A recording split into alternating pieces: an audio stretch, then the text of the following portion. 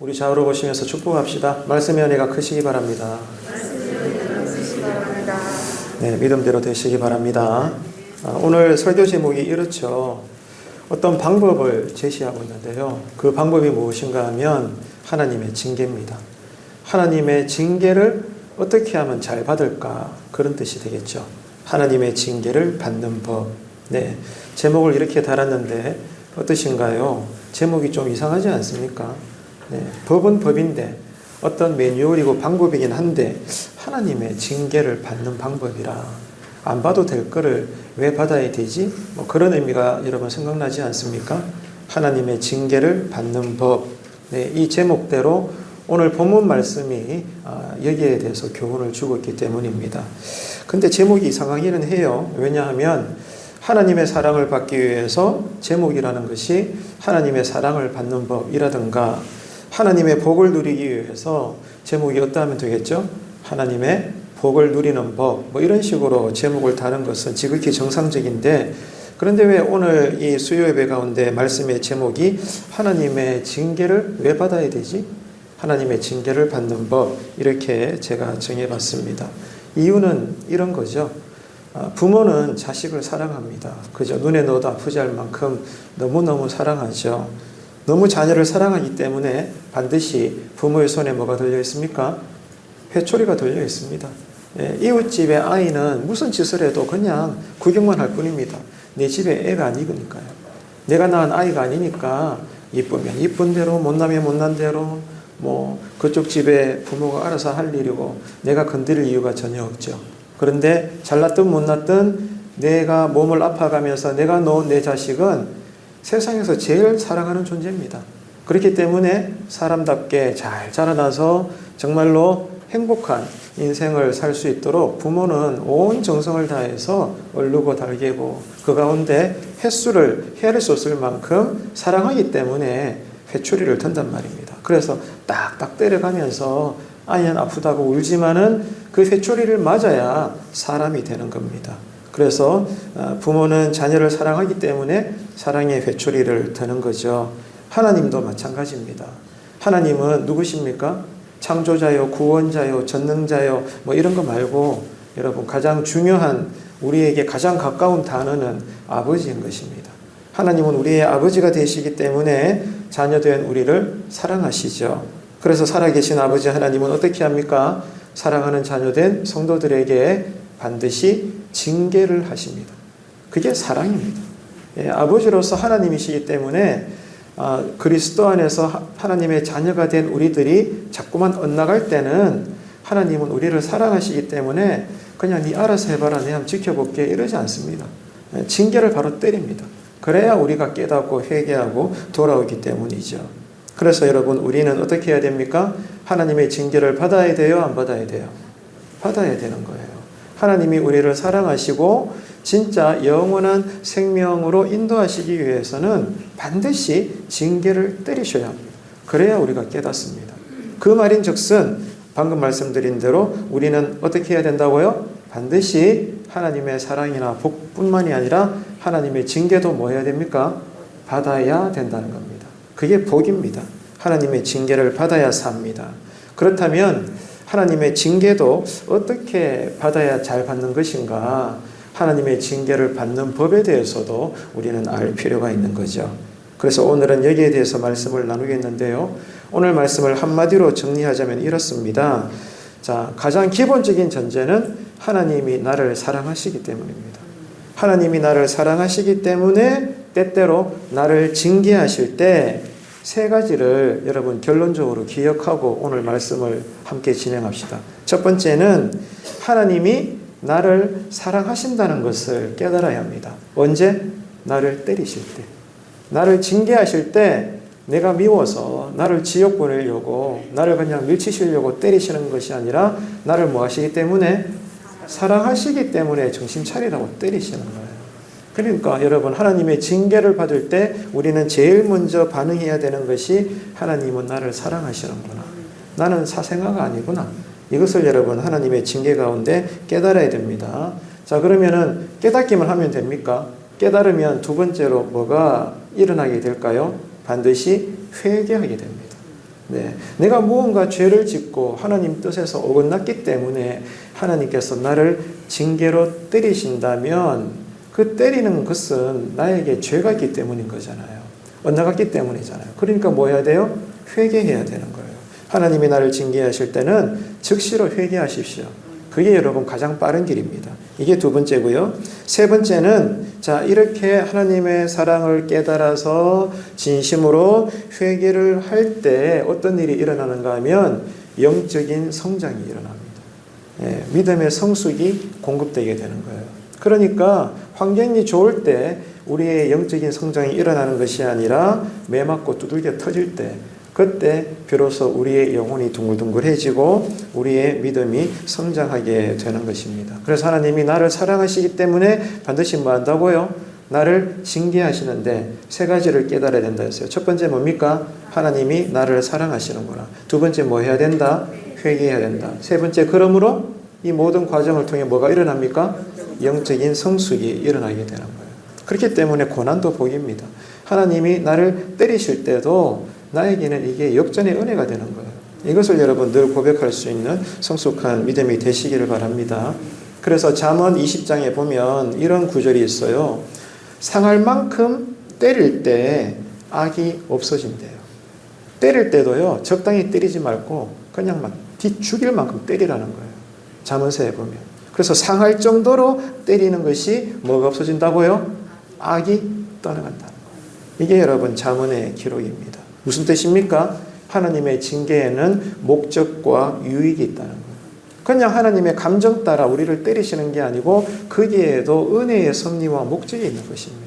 그래서 목적과 유익이 있다. 그래서 우리를 사랑하시기 때문에 사랑의 법으로 우리를 때리신다는 겁니다. 그래서 우리는 하나님의 징계를 맞으면 아프지만 그래도 이 징계를 받아야 되고 받아야 된다면 어떻게 해야 하나님의 징계를 잘 받는 것인가? 그 매뉴얼을 우리가 알아야 된다는 거죠. 그래서 오늘 본문이 그것을 말씀하고 있는데 오늘 본문에서는 느부갓네살 왕이 언급되고 있죠. 그래서 그 당시에 위대했던 왕이 어느 날 하나님으로부터 징계를 받습니다. 그래서 이 내용을 통해서 하나님이 우리를 징계하시는 참된 의미를 오늘 우리는 깨달아야 되고 그리고 이 징계에 대해서 우리가 믿는 자로서 바르게 대처하는 이 믿음의 지혜가 있어야 된다는 것을 우리는 알게 되죠. 그래서 저는 한 두 가지 정도를 말씀드리려고 하는데 첫 번째는 하나님이 왜 우리를 때리시는가?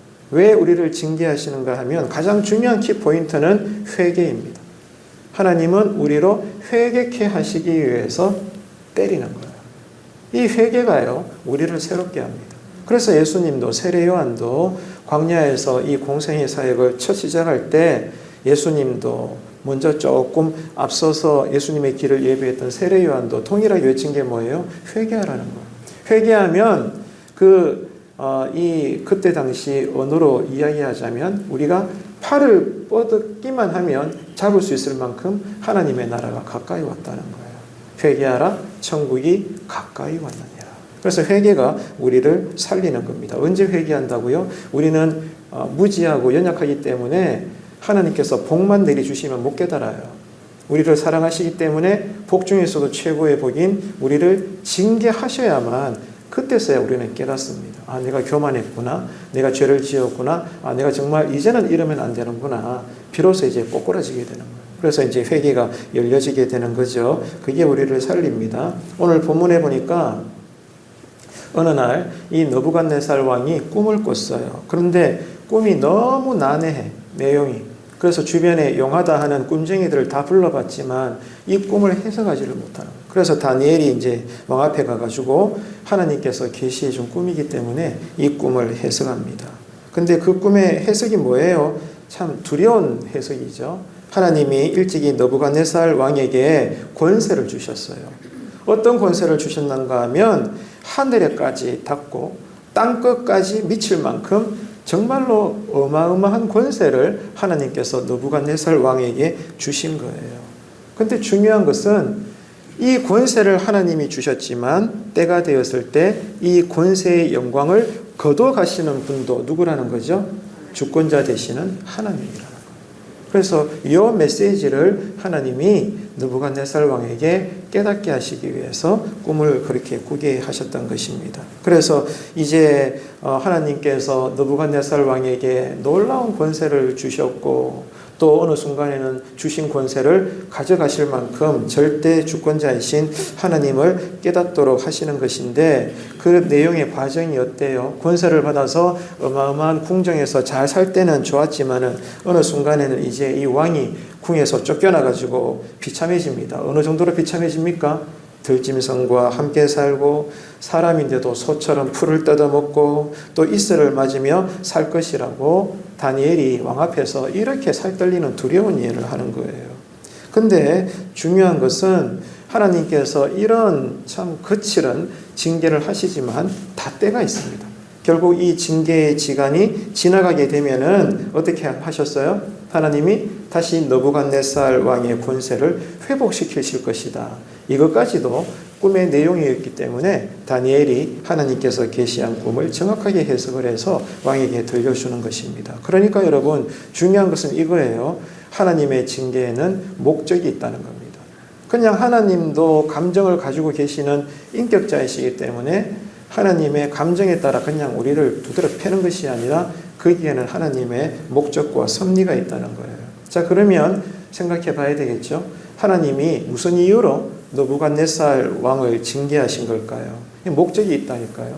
오늘 본문에 보니까 그 목적은 지극히 높으신 하나님이 느부갓네살 왕이나 누구에게든지 간에 놀라운 권세를 주시기도 하시지만 어느 때가 되면 주신 것을 도로 거둬 가실 만큼 절대 주권자가 되신다는 것을 깨닫게 하시기 위해서 때가 되면 하나님이 이제 느부갓네살 왕을 때리시겠다. 이것을 미리 꿈으로 예고하고 있는 것입니다.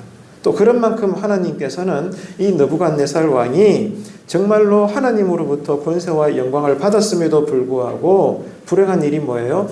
그것을 못 깨달았다는 거예요.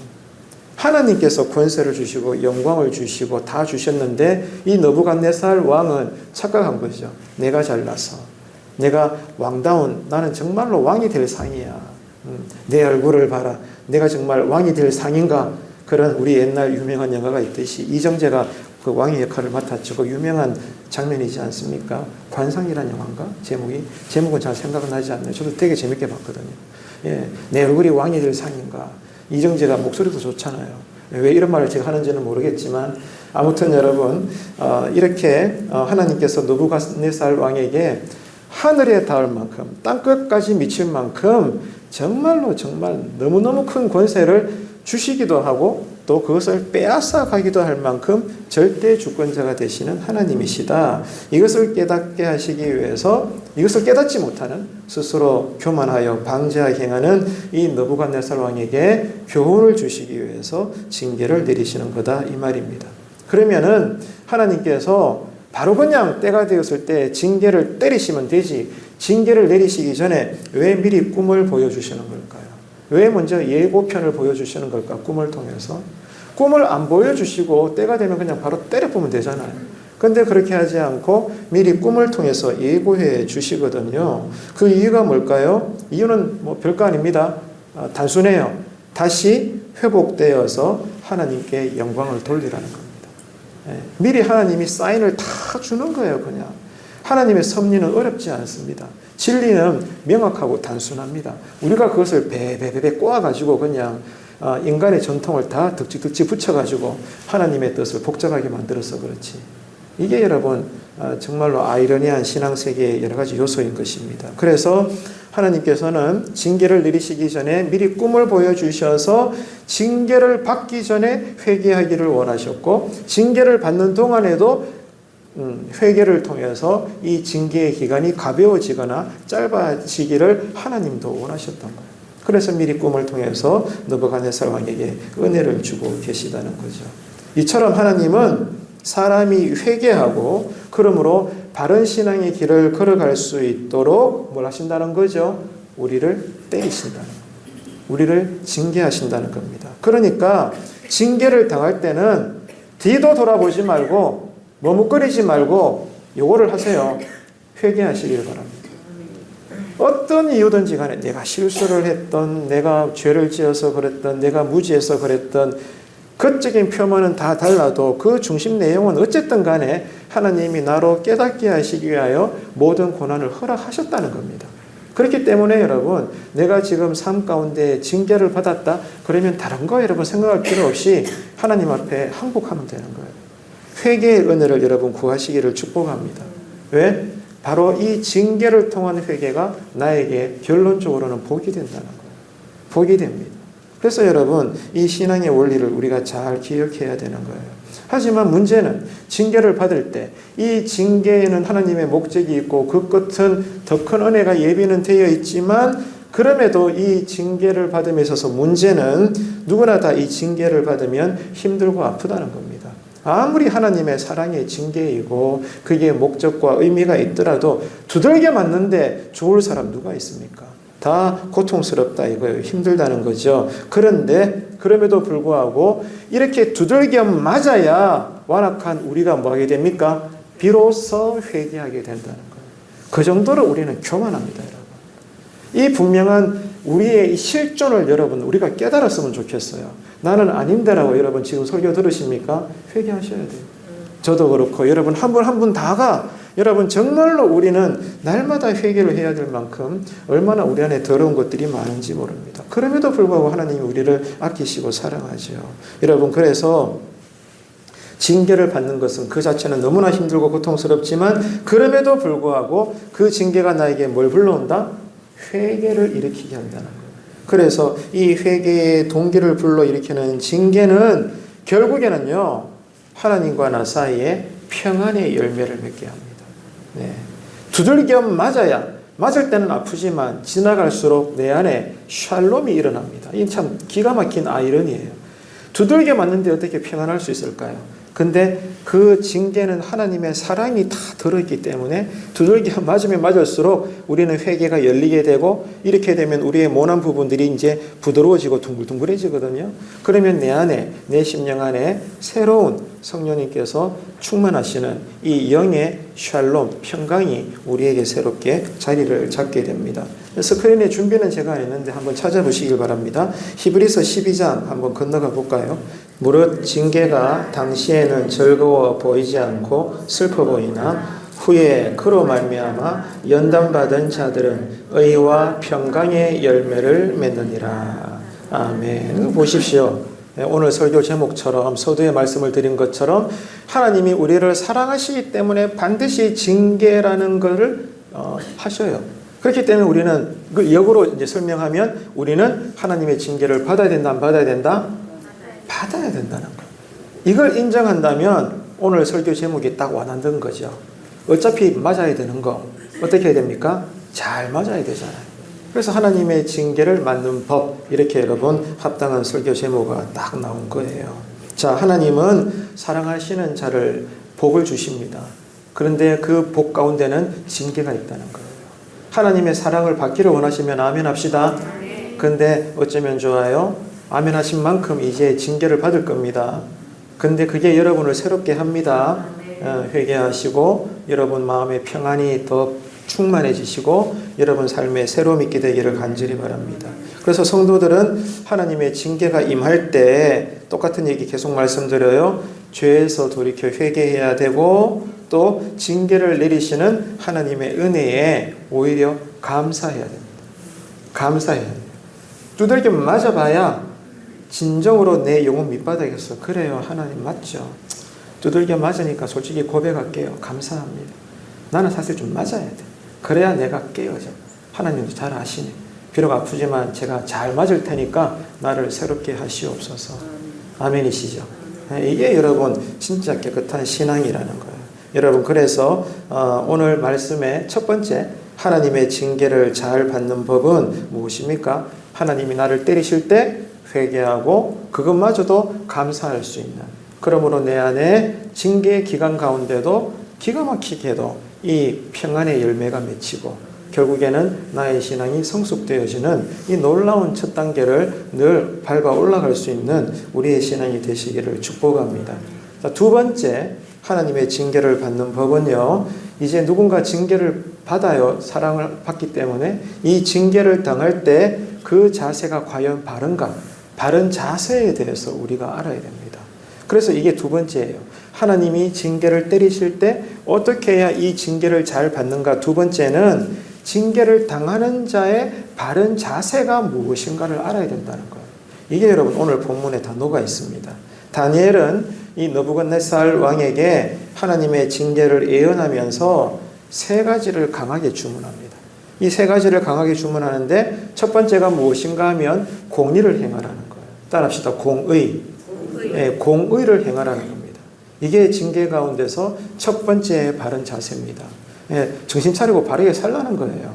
예, 올바르게 공의를 행한다. 두 번째는 가난한 자를 긍휼히 여기라는 거예요. 왕이 사각지대에 있는 한 이름 모를 백성을 긍휼히 찾아 여긴다는 것은 쉽지 않은 일입니다. 그런데 하나님은 그거마저 다 보고 계신다는 거예요. 그래서 두 번째 다니엘의 권면은 가난한 자를 긍휼히 여겨라. 그리고 세 번째는 죄사함을 받아라. 이 말씀을 하고 있는 거예요. 첫 번째가 뭐라고요? 공의를 행해라. 공의를 행하고 두 번째는 가난한 자들을 긍휼히 여김으로 뭘 받아라? 그러므로 징계 가운데 죄사함을 받고 빨리 이 징계가 가볍게 떠날 수 있도록 너는 그렇게 자세를 취해라. 이렇게 지금 하나님은 다니엘을 통해서 느부갓네살 왕에게 권면하고 있는 겁니다. 그러니까 무슨 뜻인가 하면 하나님이 이 느부갓네살의 삶의 죄 때문에 징계를 내리실 것이기 때문에 징계가 임하기 전부터 힘을 다해서 이 왕이 하나님의 법에 순종해서 공의와 사랑을 실천해라. 이렇게 다니엘이 지금 권면하고 있는 겁니다. 교만하고 죄를 짓고 이런 것들을 회개하고 하나님의 말씀에 더 이제 적극적으로 겸손하게 순종하면 잘 기억하세요. 하나님은 예정대로 그 사람을 때릴지라도 잘 들으십시오. 징계 가운데 하나님은 그를 향한 긍휼이 흘러갑니다. 긍휼이 흘러가는 거예요. 저도 이제는 두 딸이 다 컸기 때문에 엉덩이 때릴 일은 없죠. 하지만 한참 어릴 때 10년 전에 진짜 말 안 듣고 막 그럴 때는 일부러 막 엉덩이 까가지고 막 때리고 했거든요. 저도. 근데 저도 부모가 되다 보니까 그제서야 알겠더라고요. 자녀가 잘 되라고 때리지만 때리는 제 손이 더 아프더라고요. 제 손보다 그 찰싹거리는 소리를 듣는 제 귀가 더 아프고요. 제 마음이 더 찢어지는 것 같더라고요. 딸아이 흘리는 그 닭똥 같은 눈물을 볼 때 저도 막 속으로는 눈물 흘리겠더라고요. 네. 이게 부모의 마음이지 않습니까? 하나님은 느부갓네살을 사랑하기 때문에 징계를 내리실 때에도 그 왕을 불쌍하게 여겨주셨다는 것. 우리 한 사람 한 사람에게도 마찬가지라는 거예요. 실제로 느부갓네살 왕은 하나님의 징계를 받고 나서야 회복됩니다. 그리고 하나님의 주권을 비로소 인정하게 되고 결국에는 하나님을 영광스럽게 해드리는 새로운 삶을 살게 된 것입니다. 무엇이 그것을 가능케 했죠? 징계의 법이라는 것입니다. 하나님의 사랑과 긍휼하심이 다 녹아있는 이 징계를 들었을 때에 이 왕도 새롭게 변화가 되는 것입니다. 여러분 그렇기 때문에 우리 가운데 하나님의 징계가 임할 때 우리는 이렇게 반응을 해야 합니다. 이미 나를 때리시고 사랑하기 때문에 나를 고치셔야 되니까 나를 징계하시기로 결정하셨다면 취소는 안 됩니다. 하나님의 뜻은 완전하기 때문에 취소는 안 된다고요. 나를 살리시기 위해서는 때리셔야 돼요. 이것을 여러분 기억하셔야 됩니다. 취소는 할 수 없습니다. 하지만 징계를 내가 당할 때 어떤 자세를 취하는가에 따라서 징계의 기간이나 징계의 강도는 달라질 수 있습니다. 이게 자녀를 대하는 부모의 태도예요. 우리 모두가 겪었던 지난날의 서울들이지 않겠습니까? 하나님도 마찬가지예요. 그렇기 때문에 성도는 하나님의 징계가 임하게 될 때 똑같은 얘기예요. 즉시로 뭐 해야 된다? 제일 먼저는 회개해야 된다. 예, 성령님의 깨달음을 간구하시면서 회개를 하고 그러므로 하나님 앞에 정결한 자로서 공의를 행하고 또 가난한 자들을 긍휼히 여기고 그러므로 죄사함을 받으라. 하나님께 인정받으라는 거죠. 이 삶을 우리가 살 수 있어야 되겠습니다. 자, 하지만 어리석은 자들은 그렇지 않아요. 하나님의 징계를 받으면서도 어떻게 여기는 줄 아십니까? 여전히 자신이 얼마나 죄 가운데 있고 엇나갔고 부족한지를 돌아보지 않습니다. 오히려 나를 때리시는 누구? 하나님을 원망합니다. 하나님 왜 그러시는데요? 내가 뭐 특별히 잘못한 거 있나요? 내가 기도했는데도 왜 하나님은 내 뜻대로 응답하지 않고 결국에는 결과가 왜 이렇게 나와요? 하나님 나 사랑하는 거 맞아요? 뭐 예배 드릴 필요 없네 늘 이런 식으로 하나님 나를 대할 것 같으면 이런 식으로 어리석은 자들은 하나님의 징계 가운데서 자각하고 회개하고 그 신앙이 새로워지는 것이 아니라 자꾸 하나님을 손가락질하면서 원망하게 되는 거예요. 그렇지 않습니다. 성도는요 하나님의 징계 앞에서 겸손하게 그동안 나도 몰랐던 내가 중심이 되었던 것들을 내려놓아야 됩니다. 누구도 예외 없어요. 평상시 때는 몰랐어요. 그런데 하나님의 징계를 통해서 두들겨 맞아봐야 어느 순간 내가 교만했구나. 어느 순간 내가 하나님 제일주의로 살지 않고 내 중심성을 가지고 살았구나. 하나님은 하나의 수단이었구나. 이것을 깨닫게 된다는 거예요. 징계가 우리에게 주는 복이죠. 그리고 난 다음에 이제 오직 하나님의 뜻에 다시 순종하게 만드는 것이 하나님의 사랑의 회초리라는 것입니다. 그렇기 때문에 하나님이 내리시는 평강과 복을 누리는 그런 지혜로운 자가 되려면 하나님이 나를 때리실지라도 어떻게 해야 돼요? 하나님의 뜻대로 내가 다시 삶 가운데 순종하고 모든 사람들과 화평을 누릴 수 있는 그러한 지혜로운 신자의 삶이 되시기를 주님의 이름으로 축복합니다. 그래서 여러분 성도에게서 하나님의 징계는 기억하세요. 성장통과 같아요. 우리 아이들이 키가 쭉쭉 자랄 때 늘 밤마다 보면 아야 하잖아요. 엄마 보고 주물러 달라고 땡깡 부리잖아요. 왜 그래요? 이 근육이 되기까지 이 물렁살이 찢어지고 이렇게 되어야 비로소 근육이 된대요. 그러면서 이제 팔다리가 길어지고 모양새가 이제 어른스러워져 가는 거죠. 그래서 하나님의 징계는 성도의 전체적인 인생의 삶에 있어서 그때그때마다 성장통과 같은 것입니다. 그렇기 때문에 하나님이 나를 때리실 때는 진짜 고통스럽지만은 그러나 그 과정을 통해서 우리의 신앙이 성숙될 수 있도록 합당한 태도를 잘 취하셔서 징계마저도 하나님으로부터 오는 고난마저도 나에게 은혜가 되고 유익이 될 수 있도록 평상시부터 지혜로움을 잘 갖춘 저와 여러분의 신앙이 되기를 축복합니다. 그래서 성도는 징계하시는 하나님의 사랑과 은혜에 두들겨 맞으면서도 감사해야 되고 그러므로 반드시 회개의 열매를 맺어야 된다는 거예요. 늘 강조해드렸죠. 성경 전체가 우리에게 요구하는 회개라는 것은 오늘처럼 이 건물로 지어진 예배당 안에서 주기적으로 많은 예배를 드릴 때 틈틈이 내 감정이 동해서 눈물 바가지 쏟아내는 것이 회개가 아니라고 했습니다. 그것은 회개의 시작이고요. 진짜 회개는 예배당 가운데 예배나 집회나 이렇게 말씀과 찬양과 기도 가운데 은혜 받아가지고 눈물 콧물 흘리며 회개가 터졌습니다. 그러므로 이제 가정으로 들어가고 일터로 나가고 교회 밖 더 많은 시간을 보낼 때 회개가 임하기 전의 삶과 다른 진짜 하나님 뜻대로의 삶을 살게 될 때 그때까지 다 가야 하나님 보시기에 우리는 회개를 한 것입니다. 그래서 회개의 열매라고 말하는 거예요. 신앙의 끝은 열매잖아요. 하나님은 농부이시기 때문에. 그래서 내가 정말 하나님께 회개했다는 것은 삶이 고쳐졌다는 겁니다. 죄인의 길에 서지 않고 오만한 자의 자리에 이제는 앉지 않고 반드시 그때그때마다 유턴해가지고 그 자리에 가까이도 가지 않는 사람. 그런 모습을 볼 때 하나님은 인정해 주시는 거예요. 그래, 너 이제 비로소 회개했구나. 내가 너를 들었을 것이다. 하나님은 그런 분이신 것입니다. 그렇기 때문에 여러분 오늘 수요예배 말씀을 잘 기억하시고 하나님은 우리를 사랑하시기 때문에 뭐 하신다고요? 징계하신다. 그래서 우리는 뭘 받아야 된다? 뭘 받아야 된다? 은혜도 받고 복도 받지만 뭘도 받아야 된다? 징계도 받아야 된다. 그 말인즉슨 하나님의 징계를 잘 받는 법을 배워야 된다.